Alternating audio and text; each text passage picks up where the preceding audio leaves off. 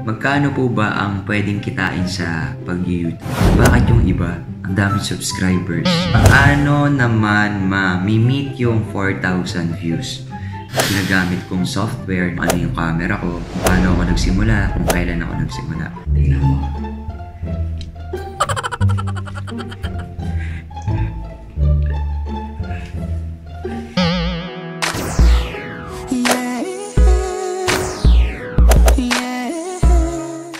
Yo! What's up mga kasatsat? This is Keith Talents at welcome back dito sa aking YouTube channel.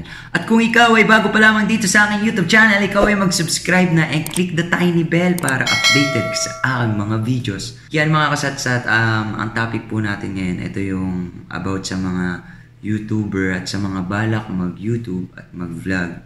Ito po, special po para sa inyo. Ito ay pinangako ko sa mga nakaraan kong video. Ito lang po yung naiisip ko na magandang way para at least kahit paano makatulong ako sa mga small YouTuber at saka sa mga beginner na katulad ko. At syempre alam ko po yung feeling ng sitwasyon nyo. Kaya naman gagawin natin to. First, ang naisip ko is kahit at least maka 1K subscriber po kayo, just comment sub to sub. Yan. So, bakit magko-comment ka ng sub to sub? Kasi yung manonood po nito, mga kasatsat, yung mga may balak lang po talagang mag-YouTube. Makikita naman po kasi sa title. So, special po to para doon. Sa mga magsasub, sana ang pakiusap ko, isub back nyo yung nag-sub sa inyo. Paano naman ma-meet yung 4,000 views? Ang naiisip ko naman po dyan, magpapagawa po ako ng isang video nyo na ang title Keith Talents Advice. At syempre tatanong nyo bakit may kailangan pang may Keith Talents? Kasi para po malaman ko na galing ka po dito sa video na to, bakit naman po mapupunuan yung 4K hours na views 4K papanoodin ko. Kasi mga kasatsat, ganito po yan. Si YouTube kasi, pag medyo marami ng subscriber, hindi naman ako maraming subscriber, pero at least kahit papano. Ngayon, pag pinanood ko kasi isang video, nare-recommend yan sa mga subscriber ko. Papanoodin ko po yung video nyo. Basta yun po yung title, Keith Talents Advice. Then, magko-comment din po ako para ma-recommend to sa mga subscriber ko. At saka syempre, ano naman, isa pang tanong, ano naman po ang i-video ko dun sa i-upload ko na yan. Simple lang mga kasatsat, ang i-video mo lang, i-video mo yung sarili mo syempre na magsisimula kang mag-vlog, sana supportahan ka, sana mag-subscribe sila kasi marami kang ipapakita. Nasa sayo na po yun kung anong mensahe yung sasabihin mo about sayo. At syempre kung may mensahe ka rin sa akin, mas maganda kasi ako yung manonood, diba? Pero hindi naman yun importante. Tapos, next, syempre may mga tips din tayo kung ano yung ginagamit kong software na pang-edit at saka kung ano yung camera ko at kung paano ako nagsimula, kung kailan ako nagsimula. Syempre, unahin natin kung kailan ako nagsimula mag-vlog at bakit. Actually, dati mga kasatsat, nag-upload na ako ng videos pero comedy na kasi kasama ko si Go sa ilang buwan, isang video, gano'n. So, hindi siya lagi. Ibig sabihin, in-upload ko lang kasi may video akong nagawa, gano'n. Pero yung mag-vlog talaga ako, wala pa po yun. So, nag-start ako yung first vlog ko, October 16, yan. So, 3 months na po ako nag-vlog. Ayan na, sunod-sunod na siya. Minsan, every 2 days, every day. Siyempre, una, pag-iisipan mo kung ano yung content mo. So, ang content ko, gusto ko makapagpasaya ng manonood. Ito, totoo mga kasatsat. Sabi ko sa sarili ko. Kasi, pati mga pinsan ko kasi, nag-vlog din sila. Sa halos sabay-sabay kami nag-vlog.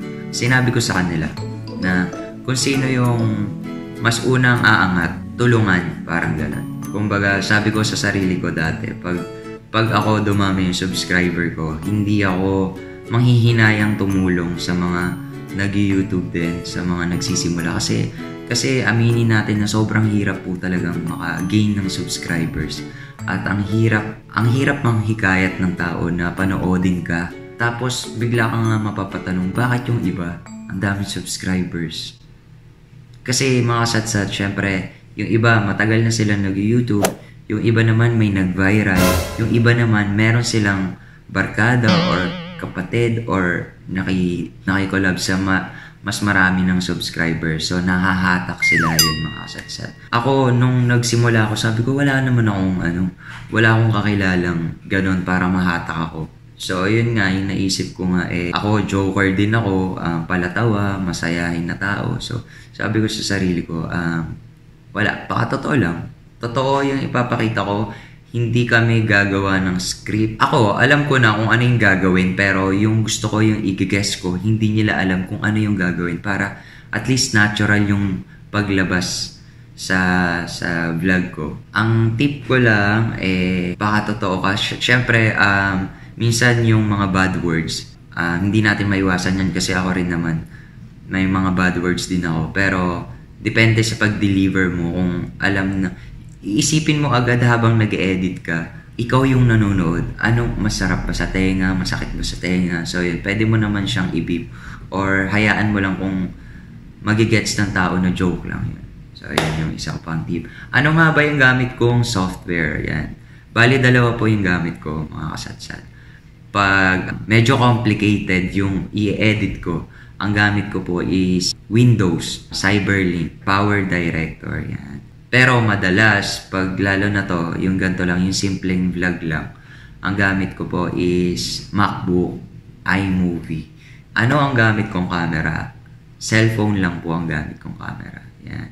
Minsan iPhone, minsan Huawei. Pero pag lumalabas ako mga kasatsat, ang gamit ko G7X. Kasi pag lumabas ka ng wash out na kasi pag cellphone, tsaka hindi na zoom yan. Sa inyong mga nagbablog, pag meron kayong kinaasaran na isang video na hindi naman siya parang sobrang grabe talaga na hindi ng rape, hindi ng bastos ng tao, huwag nyo nang i-bash.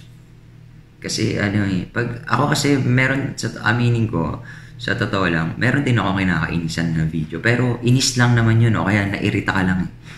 Hindi mo na kailangan mag-dislike or mag-bash. Kasi ang karma, totoo po yan. Pag mabait ka sa kapwa mo, may blessing sa'yo. Kaya ito naman sinasabi ko, blessings, karma, kaya ako ginawa tong video na to, para mag-sub-to-saban kayo, mag-subscribean kayo, mga satsat.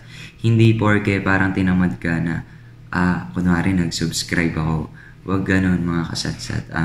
Kasi hindi natin alam kung kailan dadating yung blessings. Or, hindi naman siya nagbalik na subscribe sa hayaan mo lang, at least ikaw. Ginawa mo yung dapat. So, sa tingin ko, marami makaka-relate dito sa sinasabi ko. Totoo ba na kikita ka sa YouTube? Oo naman, mga kasatsat. Totoo talaga yan. Tsaka, hindi tayo magiging hipokrito. Siyempre, isa rin yun sa dahilan kung bakit ka nagbablog. Siyempre, unang-una, ano mga ba ang dahilan kung bakit ka magbablog? Unang-una, passion mo to. Ito yung gusto mo. Kumbaga ako, ito talaga yung gusto ko. Dahil hindi tayo makuha sa mga audition na mga dito, ganyan. Sa audition dito, syempre, ito mas maganda vlog. Walang director. Walang manager. Diba? Tapos ito, pwedeng ikaw ang mag-edit. Pwedeng ikaw yung maglagay ng gusto mong ilagay na background music. Diba? Kumbaga, ikaw yung masusunod. Kaya napakasarap mag-vlog. Kasi you're free. Free kang gawin lahat ng gusto mo. Pero syempre, dapat yung content mo, alam mo napapatok. Pero syempre, sa totoo lang, mahirap talagang gumawa ng content na hindi rin naman natin alam kung kailan talaga magbabiral yung video natin. Basta, ang tip ko lang, gawa ka lang ng gawa ng video. Ayan, dahil hindi mo alam, yung isang video mo ay magbabiral. Tapos yung ibang hindi napansin na video, pupuntahan na nila. Magkano po ba ang pwedeng kitain sa pag-YouTube? Well, actually, mga kasatsat, depende po yan sa views. Depende po yan sa hindi pag-skip ng ads. Meron kasi yung mga ads na hindi pwedeng skip. So yun, maswerte na pag may ganong lumabas. Siyempre, mas maganda kung maraming mag-view ng video mo. Mas may possibility na mas malaki yung kikitain. So, pag mga nasa 10k views lang, 8k, parang wala. Parang walang masyado. So yan mga kasatsat, sana po nagustuhan niyo po itong vlog ko. Maiksi lang po to. At sa mga may mga tanong pa po, mag-comment lang po kayo. Then pwede po tayong gumawa ulit ng another video para po sa mga baguhan na katulad ko. Yan, maraming salamat po and bye!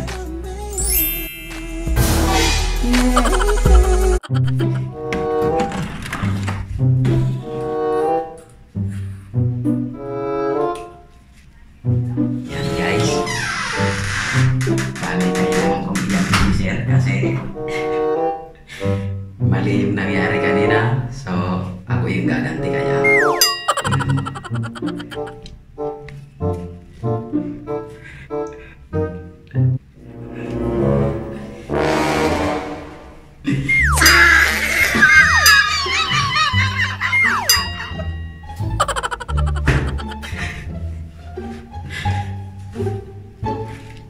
So yan, nandito ako.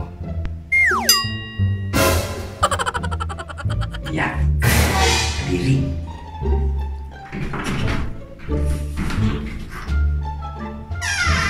Tapos niya, kailangan ko talagang iganti kasi mali yung nangyari kanina guys. So ulitin ko ngayon.